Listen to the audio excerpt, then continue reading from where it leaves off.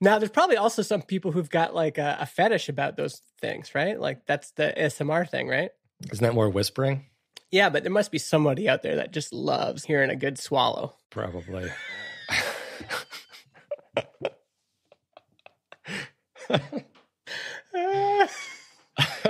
Okay, let's see if I can get See if you can get your composition. get through this. All right. Hey everyone, welcome to Build Your SaaS. This is the behind.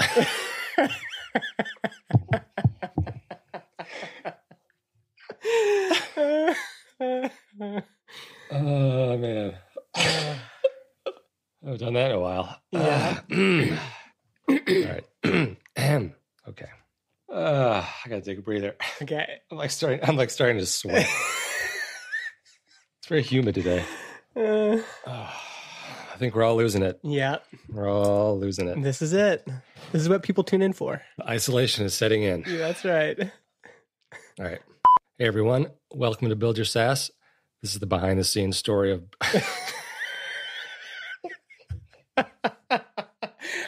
How come that part triggers you? You just I don't know. That's just when you start thinking about it. Yeah. You're like able to stay focused, and then your focus only lasts until then. I know.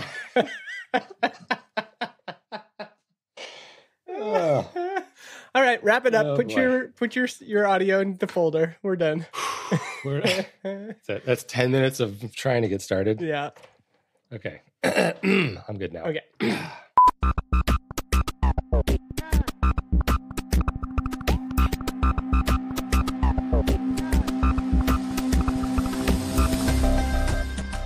Hey everyone, welcome to Build Your SaaS. This is the behind the scenes story of building a web app in 2020. I'm John Buda, a software engineer. Oh, we did it. All right. And I'm Justin Jackson. I do product and marketing. Follow along as we build transistor.fm.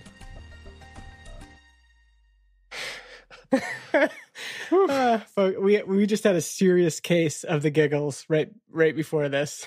Man, did that ever happen to you when you were like in school? Oh, for sure. Yeah. It's because when you know you can't laugh, it just makes laughing. I mean, my two youngest boys, they share a room and they get this all the time. We're like, okay, be quiet, no more laughing. And you can just tell they can't control it. Certain classmates would just set each other off. But there's also something so great about that feeling of just getting into one of those cycles of you can't get out of the laughter. Right. I think there's also part of us subconsciously that doesn't want to, you know? That's why they have laugh therapy. Is that the thing? Oh yeah. Uh-huh. So people just get in groups and start laughing. Really? Oh, like nothing is funny, but they just get into it, and it's just the fact that everybody in the circle is laughing. Yeah, it's like wow. It's like I think it's therapy for like depression and stuff like that. That would be a good podcast. Laugh with us. Yeah. Or it's just you're just laughing, and then you see if you can get the listeners to laugh, and if it's contagious. Oh yeah. I mean, I've definitely like, I don't know if I've full out like guffawed. Is that a word? I don't know if I've full out like laughed out loud, but I've definitely chuckled at podcasts. Mm-hmm. And it's even worse if you're on an airplane or something where you can't, but then you have to contain it. You know, it almost gets worse then. Just look around and see if anyone's looking at you. Yeah. Funny.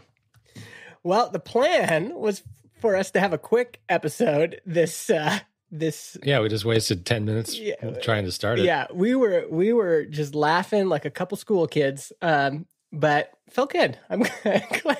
Yeah, I'm glad we were able to get some of that out. We need those cathartic moments. What I wanted to talk to you about quickly is this idea of competition, and especially. I know we've talked about this before, but this idea of in software and in tech, often in tech, you'll hear from somebody that says, oh, this person just stole my idea. Now, actually, before we get too much further, have you ever had that feeling of that someone had stolen your idea? I don't think so, no. Okay. But there certainly have been times in the past, 10, 15 years where similar things will come out almost at the same time. Yeah. Yes. And I think there's this one competitor that launched after us that copied our pricing model almost exactly, including the idea of having multiple podcasts for one price, which was something I think maybe we weren't the first. That's the thing. This is what you tell yourself. Right. But that's the thing. Maybe we weren't the first, but we didn't model that after anyone. Mm-hmm. We didn't model that after anyone.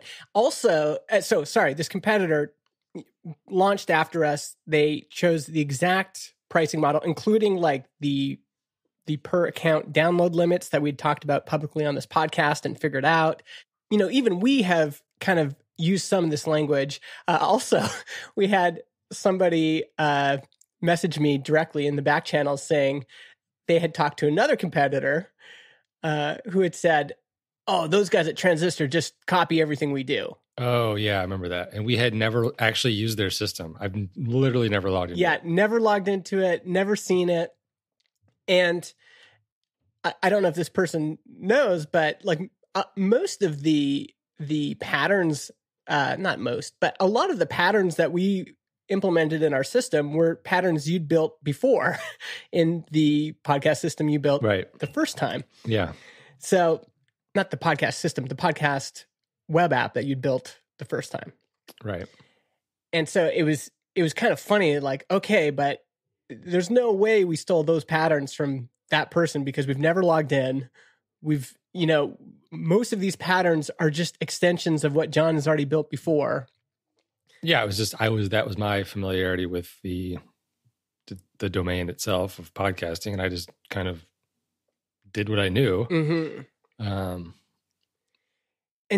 So I think this gets talked about a lot. And one reason this came up for me again is Justin Mitchell, who's in Mega Maker, had this crazy thing happen to him where he posted in our Slack, he said, "I think somebody's ripping me off," because he had just released this Chrome extension.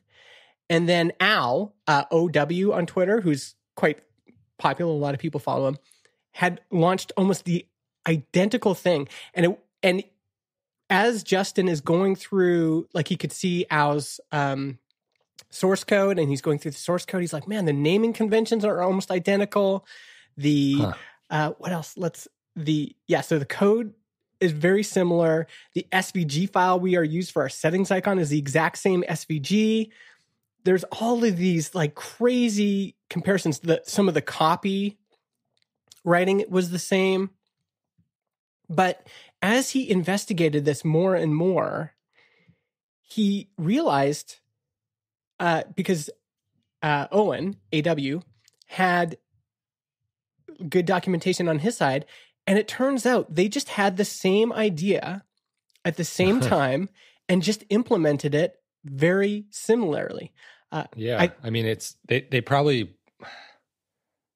learned some things maybe from similar tutorials that sort of had similar naming conventions, or it's such a coincidence. This is the thing. And Justin's is called Next Up and Owen's is called Up Next.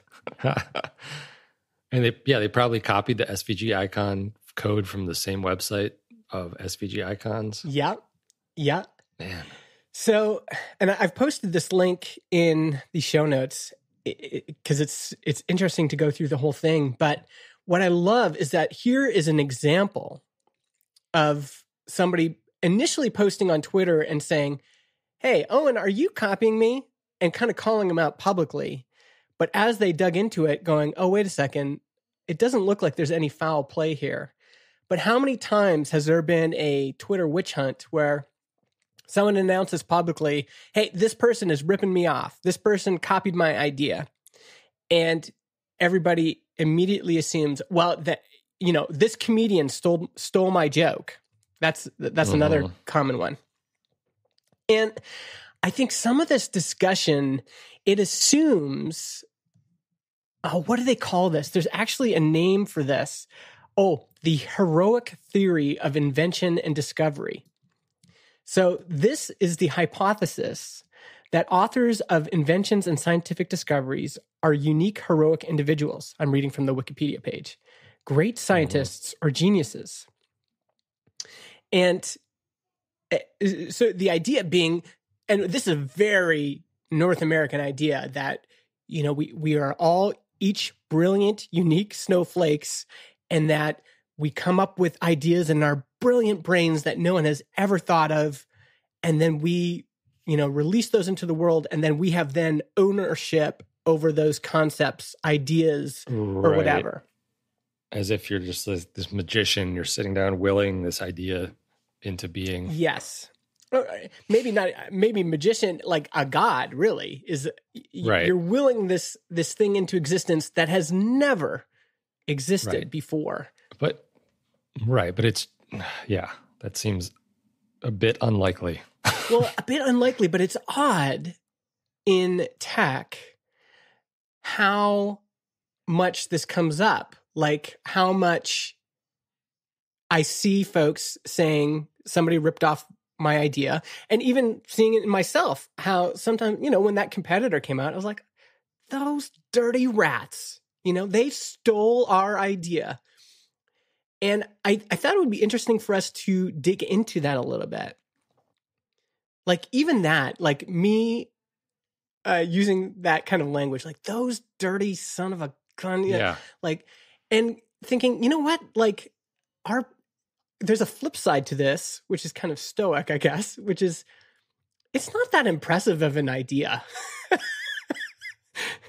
You know what I mean? Like, yeah, we came up with this business model and it took us a while. I mean, people can listen to, we did multiple podcast episodes where we were talking to experts and we were, you know, really thinking hard about it.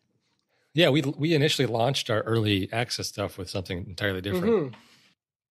And then, you know, went through a process to discover the model we have. But there was probably, I mean, we didn't base it on a competitor, but we probably based it on another service we've used in the past, something different, where it's like, MailChimp uses this philosophy. You can have multiple mailing lists. Yeah. So we didn't come up with it. I mean, it's just I guess we, you know, quote unquote, stole it from someone else too, if you want to call it that. Yeah.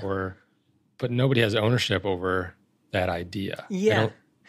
I think that's one of the things that has made the internet so great is that, well, not just the internet, but the fact that you can't really have ownership over an idea necessarily. You can have ownership over the result of that idea, which is probably the intellectual property, which is the code and the assets and logos and artwork and stuff like that. But the actual idea, I don't think you can really copyright that.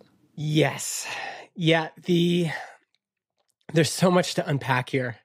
There's many parts of our society that are built around this concept of idea ownership, patents, copyright, etc. Right? So there's this ideal has been implemented.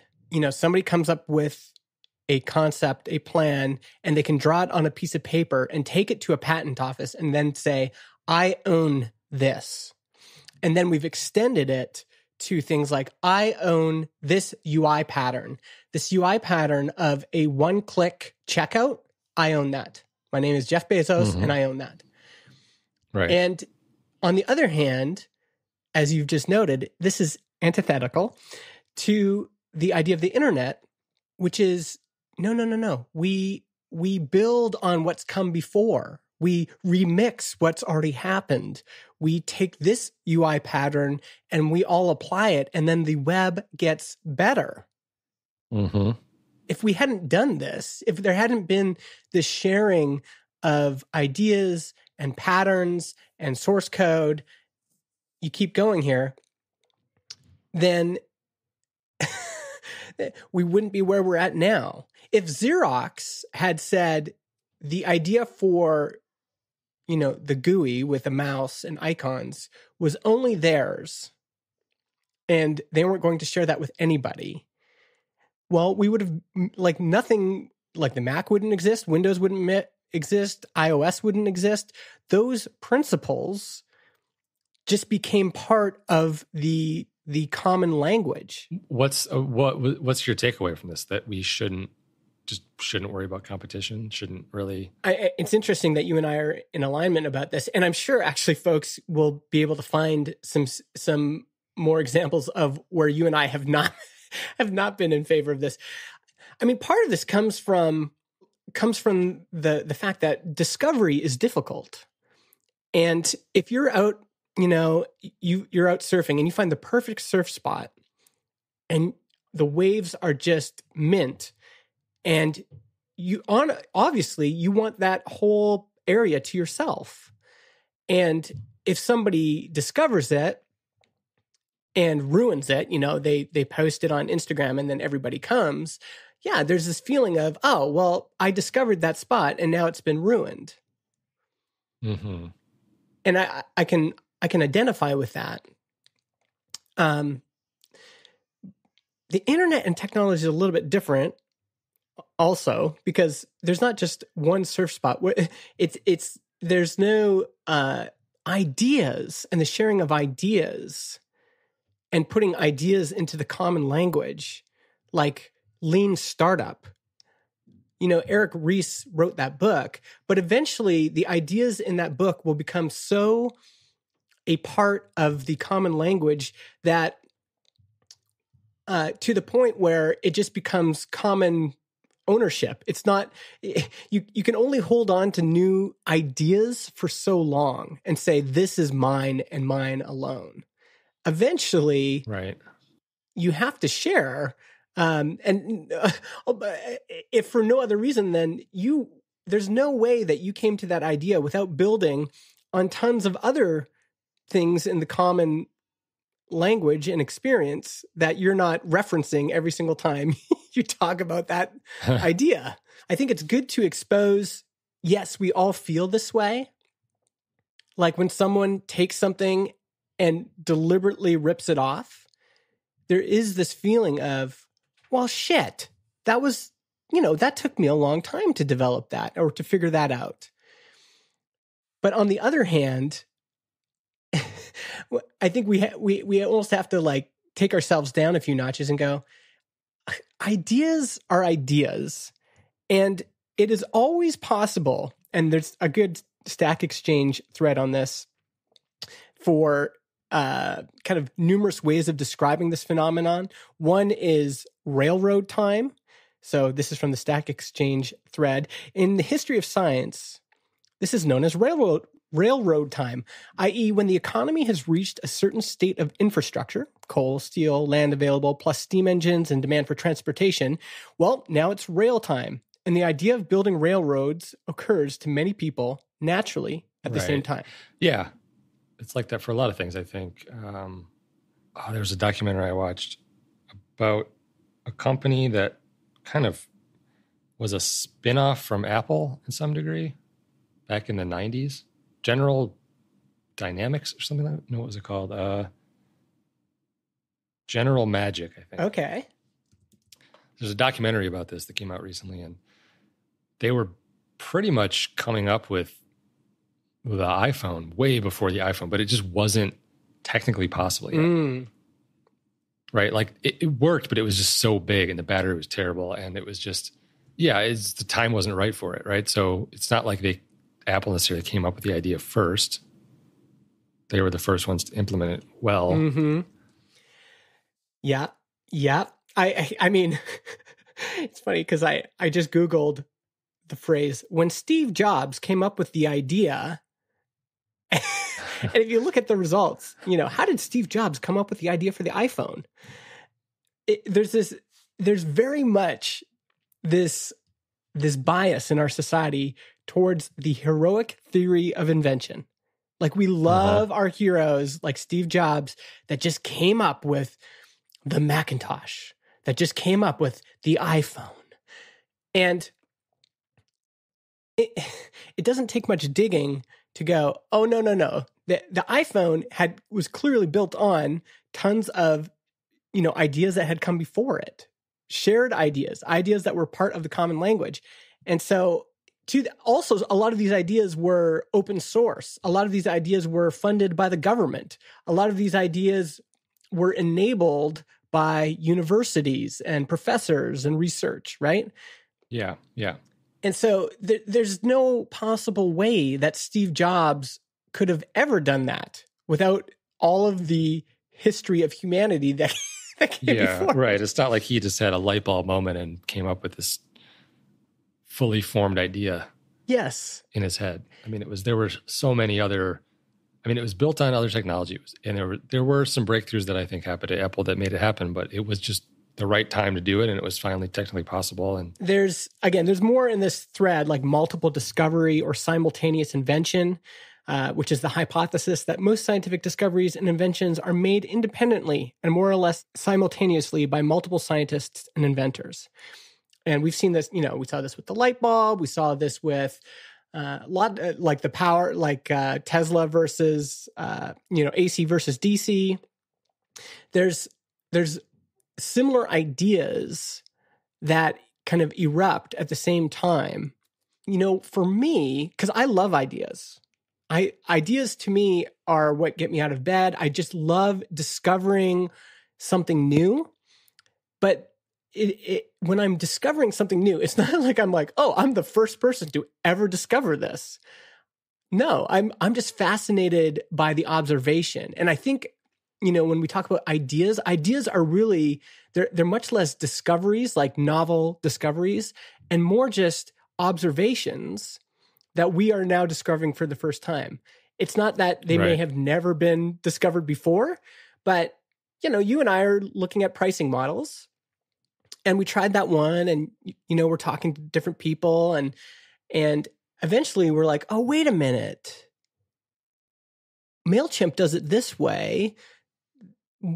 Here's an idea. Why don't we apply that to podcasting?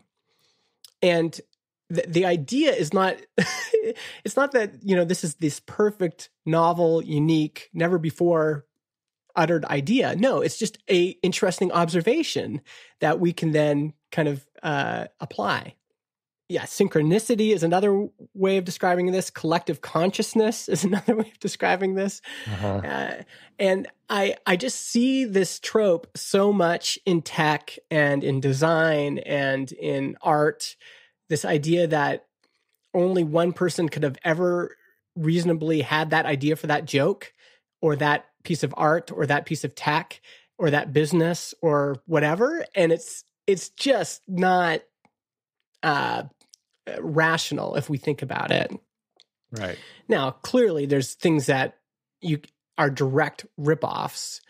Oh yeah. I mean, there's obvious plagiarism. There are obvious direct ripoffs. There are just straight up copies. There's the nonsense that Amazon has been doing, which is like using competitor data to figure out which products to knock off. Yeah. And make themselves, which is just sketchy. Like, I don't know if that's illegal, but it's like kind of a dick move. Yes. Yeah, and maybe part of this has to do with power, right? Right. Folks with power can observe good ideas, and they've got the leverage to execute on them at a very high level, and that strikes folks as unfair, and it probably is. Although in that case, I would say let's deal with the underlying issue there, which is power and too much leverage, as opposed to let's try to control who gets ownership of ideas more. Because if we try to implement this system, the big companies are going to win every time because invariably it's just about lawyers. Right. And so, and economies of scale, and it's just they don't need branding, to necessarily make marketing budgets, all this stuff. And like, folks, if we're all using the same mapping library, and this is true in podcasting, lots of folks use the same like map plugin or what is that mapping thing we use to show geographic area? That's just a Google chart. Yeah. So lots of folks use that. And we don't have the right of complaining. And it's very possible that other competitors saw that we were using that library and said, oh, we're going to use that too.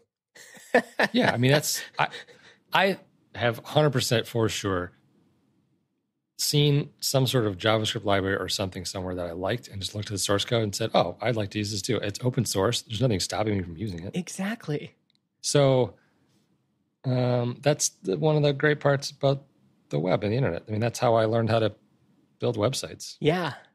And I think the other issue that folks have, which is, so I think one reason we do this is for ego. Like we want to be known as the person who invented something or did something first or has ownership over this thing. But along with that, I think, folks that are really fighting for, like holding on to this, like for years, podcasting had this troll who was always, who said they owned the idea of distributed audio. Mm-hmm. And it's insecurity, right? This person just could not let go of the idea that, no, they invented this. And eventually, like the Electronic Foundation, Freedom Foundation, what is it, EFF? They, they fought this person in court for years and finally won a judgment against them to say, no, you do not own this. This is just a common thing. And there's a lot. Often I think there's some insecurity there where you feel threatened or your ego feels threatened or you feel threatened financially. And you're like, okay, I've got to push back. I've got to hold on to this as hard as I can. This is mine. And that kind of fear, being driven by that kind of fear and insecurity it's just, there's no good end to it because you're not going to win. Like if you, even if you, there's no winner in that. There's no winner in that situation. Well, even if you had truly figured out an amazing idea all on your own, independent of all the years of human history and learning before you, like you got struck by a lightning bolt and just came up with something that had never, ever been, conceptualized before, or the building blocks up to that point had never been built. Even if that was true, if it's a good idea, people are going to want to share in it. Yeah.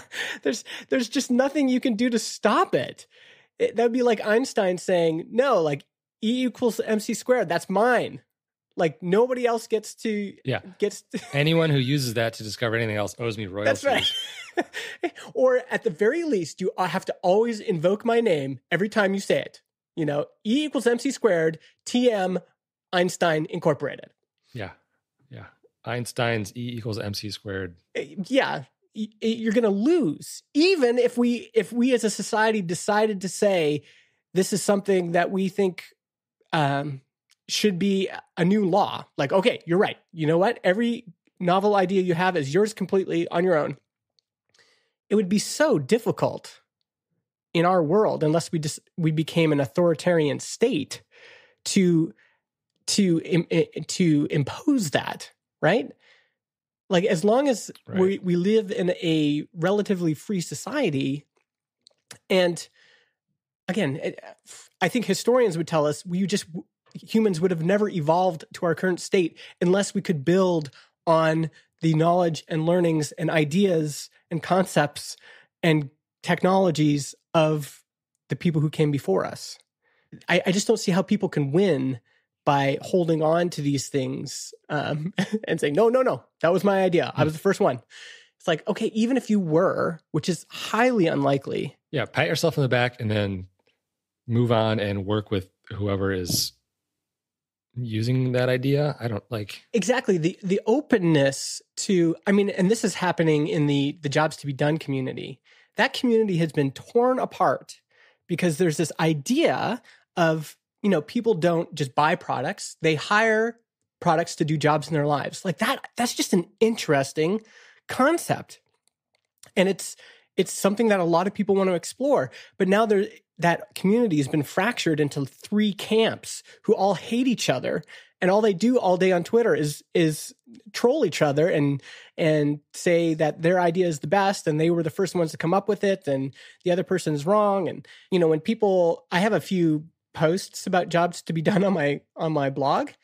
And, some people come to me and go, oh man, I was really interested in that concept. But when I started doing more digging, that community is so toxic. I don't even want to be a part of it. And so we have this great idea that should just be part of the discourse, that should just be something that we're all thinking about and talking about and evolving. But instead, everybody's arguing about who got it first and who got it right. And it's just dumb. Less arguing, more hugging. More hugging. Yeah, more hugging. Exactly. Well, maybe not now. You got to stay 6 feet. That's right. But eventually more hugging. That's right.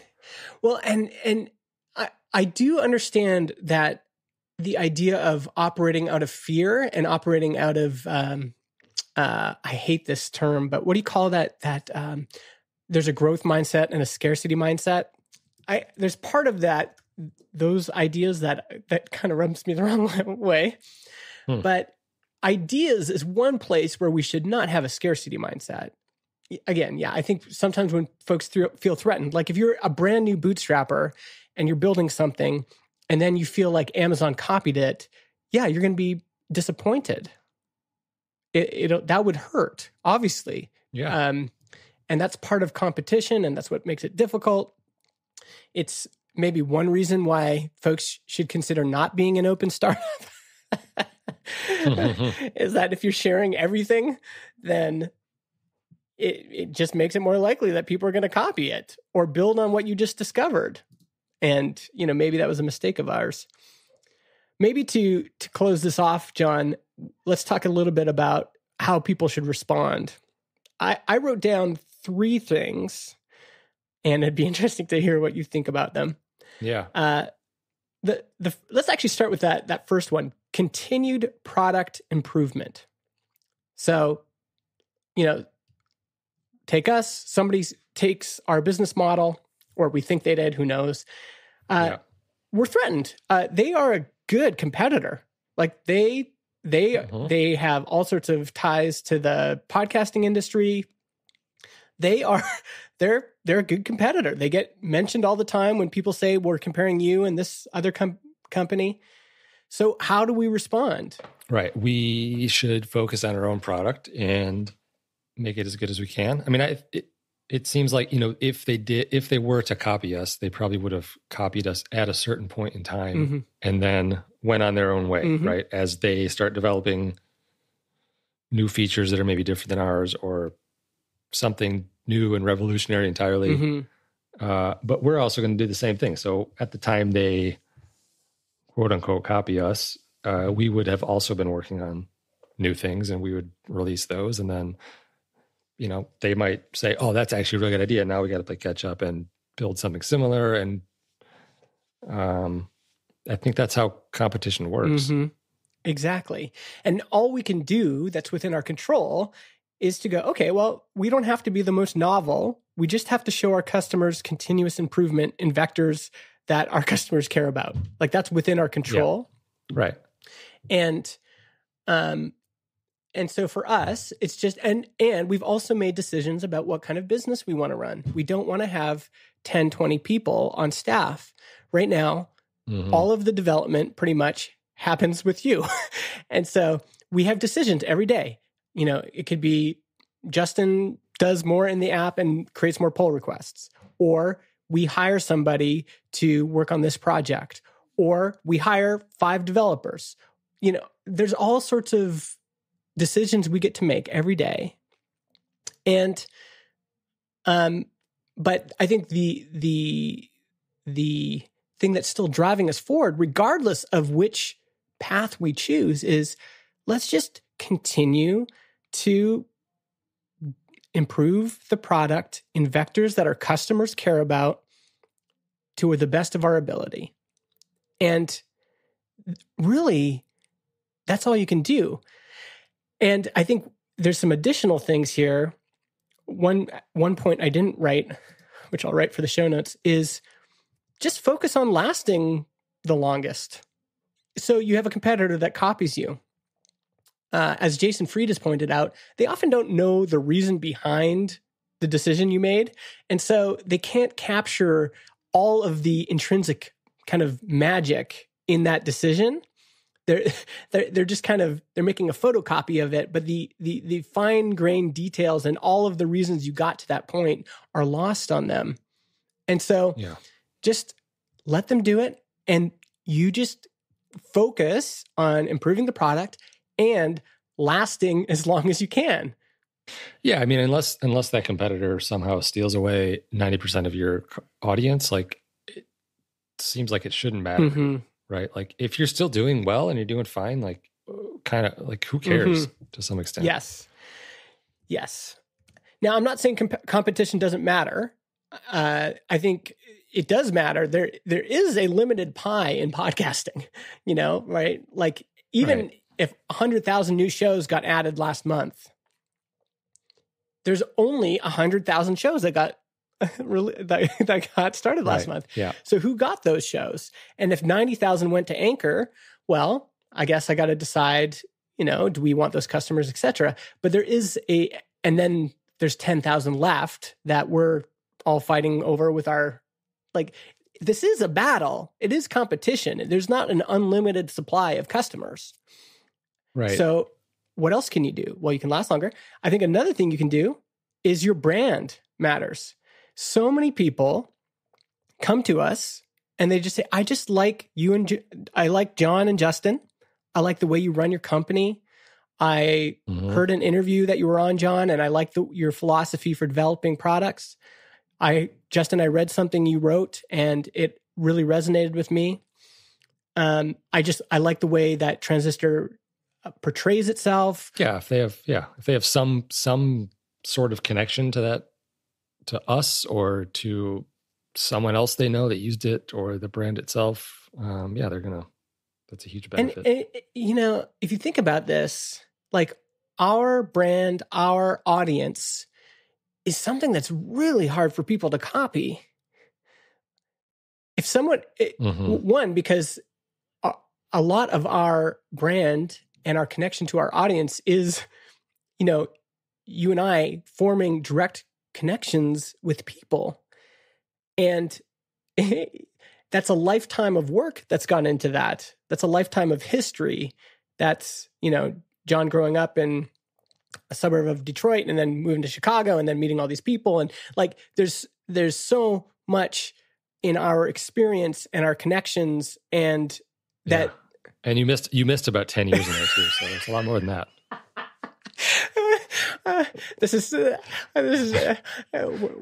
We get to write each other's biographies, John. Yeah, right.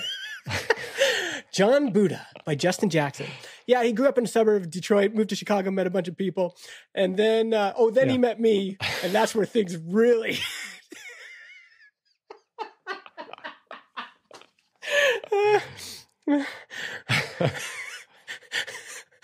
John's like, wait a second.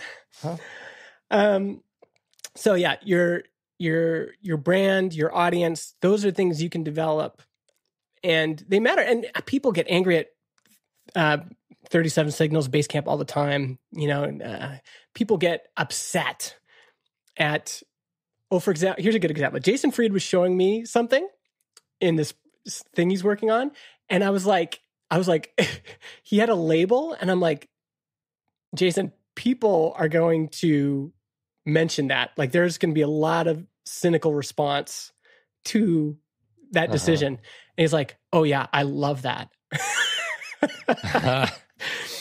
And it's not like he loves it because he just wants the attention. He loves it because that's part of their brand. That's part of their audience expects them to make those decisions. It'll get people talking about it too. So it's exactly smart marketing on their part.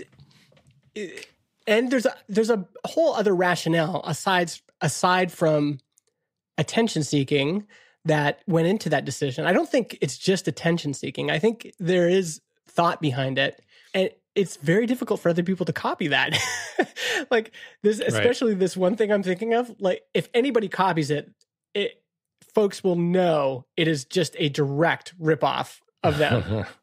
So yeah, your branding, your audience. And then the other thing I thought of, the fourth kind of way to compete, your best hedge against the competition is customer service. How well do you take care of people? How responsive are you? Uh-huh. So they can copy your UI patterns forever. But if you're just more responsive, if you answer people's questions better, if you are friendly, if you are empathetic, if you are go the extra mile, that can engender a lot of support.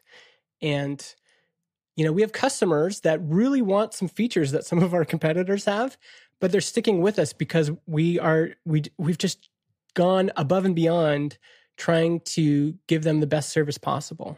Again, like people can copy your UI, they can copy your marketing copy, they can do all these other things, but they can't be you at 9 p.m. on a Friday night still answering some customer support requests. That Right. You get to decide every single time somebody asks that same question that you've had to answer so many times before, but you can still put a smile on your face and say, you know what? No, I'm gonna answer this the right way. Or like in our case, we've hired Helen to help us with that. And those are decisions you get to make. Is there any other responses you can think of, or Not really? I mean, the only one that actually comes to mind, and it's not necessarily something we've done, but it's maybe like actually reach out to competition and start a friendly dialogue with them. Like there's no reason that we have to be like enemies with our competitors, right? Well, and not to saying we are, but we haven't necessarily reached out to like these other podcast hosting platforms and introduced ourselves. And, yeah. Yeah, that's an interesting one because I think, especially me, like the folks at, I think we can mention it, like the folks at Buzzsprout have been really nice to us. Yeah. But I haven't really reciprocated it. And I think part of it is because I don't know, that there is something weird about that one to me. I don't know. I'm going to have to think about that because on one hand, yeah, like we don't have to be enemy. Maybe we do. I don't know. I think let's leave it there, but let's keep it open for our readers, our listeners to respond to this. To me, It kind of feels like a boss saying, "Oh yeah, we're a big family." And there's always part of that line that made me feel like, well, no, we're not, right? We're not a family. And with competitors, it just feels a little bit disingenuous for me to go, well, like, okay, here's a good example. This guy interviewed me and he was doing it on behalf of an application that was starting in the podcasting space, but wasn't podcast hosting. And so I did this big interview. I was really open and vulnerable and shared a lot of the decisions we made and why we made those decisions. And then 3 months, 6 months later, he said, "Oh, hey, that episode that we recorded is out now. But by the way, I should tell you," and he asked me to share it. And then he's like, "By the way, I should tell you that we've pivoted and now we're in podcast hosting and analytics." I was like, "I hope you don't mind." They just stole all of your everything from your brain. All my insights. Yeah. And so, in that situation, I was like, well, yeah, I very much do mind. It's not like I wasn't mad at him for starting a competitor because that's just freedom. Like, yes, you can start if there's a Taco Bell and you want to compete and they're doing great business, you can start another taco restaurant next to them and try to grab a piece of that pie. I understand that. But I was friendly to this person before, and I basically said, "Yeah, I'm not going to be friendly anymore. we're no longer friendly." And you're on the blacklist. And it's fine. It's not like I despise this person. I don't want to see this person like anything bad happen to them. I was just like, okay, well now it's changed, right? Like now we really can't be friends. That's just the way it is. And so it'll be interesting to hear what the listeners think. Totally. So I'm looking at if we're wrapping things up here, I'm looking at our notes about a deadline for the dashboard redesign I've been working on. Tomorrow. Which is tomorrow. We might actually make that. Really? Yeah, there's a couple small things I need to finish up. Functionally, it's totally done. That might actually, I don't know if we'll deploy it tomorrow, but it might be done. Awesome. Because we're going to still sort of like let people know it's coming again. We already sent out an email, I think. Wow, that is really exciting. Yeah. You must feel good. I do. I'll feel better when it's out. And wow, I put that in the show notes because see how people respond. I put that in the show notes because I'm like, okay, we need to talk about it, but I don't want to put it in there and then have John go, like. So to hear that you feel like pretty confident that we could release it, that is. Yeah, the only thing I have this checklist of things. The only thing I have left really is how to present HTML tables of data on a mobile view, which is a huge pain in the ass. And Tailwind UI has done some of that work, but it's like you basically just scroll horizontally through a table, which also not great. That's just really not a good way to do it, unfortunately. So you're trying to figure out how to take that to the next level. Some combination of those. I don't know. We'll see. See if I can figure something out. Oh, wow. So that is a nice update. Should we say about the other thing or no? No, not yet. Okay. So we'll keep something in the pocket for next week. John, why don't you take us out with some Patreon shout outs? Yeah. Thanks as always to everyone for supporting us on Patreon. We have Sophia Quintero, Diogo, Chris Willow, Mason Hensley, Borja Soler, Ward Sandler, Eric Lima, James Sowers, Travis Fisher, Matt Buckley, Russell Brown, Evandro Sassi, Pradyumna Schembecker, Noah Prail, Robert Simplicio, Colin Gray, Josh Smith, Ivan Kirkovic, Brian Ray, Shane Smith, Austin Lovelace, Simon Bennett, Michael Sitver, Paul Jarvis, and Jack Ellis, my brother Dan Buda, Darby Frey, Samori Augusto, Dave Young, Brad from Canada, Sammy Schukert, Mike Walker, Adam Devander, Dave Junta, and Kyle Fox from GetRewardful.com. I just want to say, Simon Bennett wrote me a really nice note. He had to remove his Patreon support because he is about to go full time. I think this is public. I'll double check. But yeah, he's about to go full time on Snapshooter. So congrats to Simon, and we're cheering for you. Yeah, that's awesome. All right, folks, we'll see you next week.